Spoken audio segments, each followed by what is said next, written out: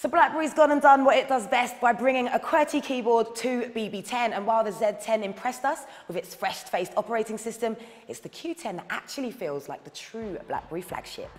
It's instantly recognisable as a BlackBerry dominated by a 3.1-inch display, which sits on top of BlackBerry's iconic keyboard, complete with a solid build quality that matches the Z10.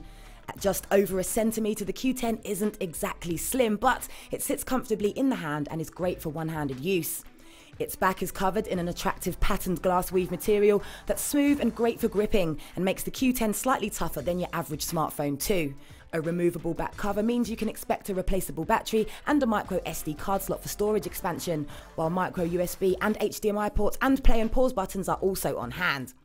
Now the Q10 screen is tiny compared to the 4.3-inch Z10, but at least there's more space to play around with compared to the 9900's 2.8-inch screen.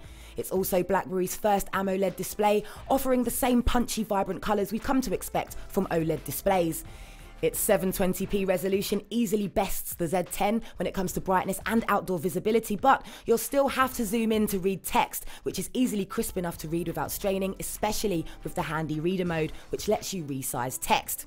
Now, rectangular videos on a square screen simply do not work, and there's no landscape orientation, so the Q10's 1:1 ratio screen means you probably won't be using it as your main device for video consumption or gaming, so a companion tablet might be a good idea. The BlackBerry Q10 packs the same 1.5 GHz dual-core processor and 2 GB of RAM as the Z10, which means smooth menu transitions and slick gestures without tripping up.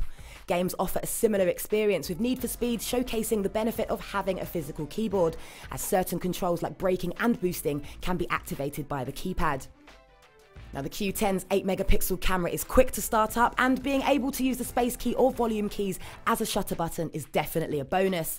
And shots with the Q10's 8-megapixel camera provide plenty of detail. And its useful HDR function offers noticeable improvements and extra detail in photos with varying levels of contrast, while the handy time shift feature is just as fun to use as before, allowing you to manipulate people's faces for that perfect shot. But it just can't compete with the HTC One's ultra-pixel sensor in low-light conditions or the variety of Android camera features. And should you want to, you can also shoot video and snap photos at a square aspect ratio. Now the slightly updated XOS offers up the same awesome gestures as seen on the Z10, like flicking up to reach the home screen, to the right for apps, and to the left for the unified BlackBerry hub. Coupled with the Q10's best keyboard yet, the hub is even more useful as an all-in-one communication centre, serving up all your messages, emails and social network inboxes into one easy-to-reach location for ultra-smooth productivity. BlackBerry's legendary keyboard comes complete with genuinely useful keyboard shortcuts. You can, for example, use a variety of shortcuts within the messaging hub to delete, reply or forward emails. Even better is the ability to call, text, email, tweet and more right from the home screen. Now on to apps. BlackBerry World's app selection has improved, but it still can't begin to scratch the surface of the number of quality apps available on the Apple App Store or Google Play.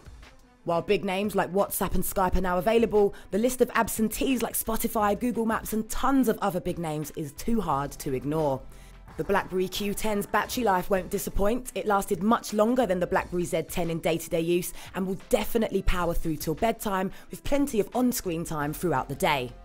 Now, with its comparatively microscopic screen and an app store that's sorely lacking, it's a wonder why anyone would actually want to buy the Q10, especially when you compare its £530 price tag to the Nexus 4, the Samsung Galaxy S4 and the HTC One.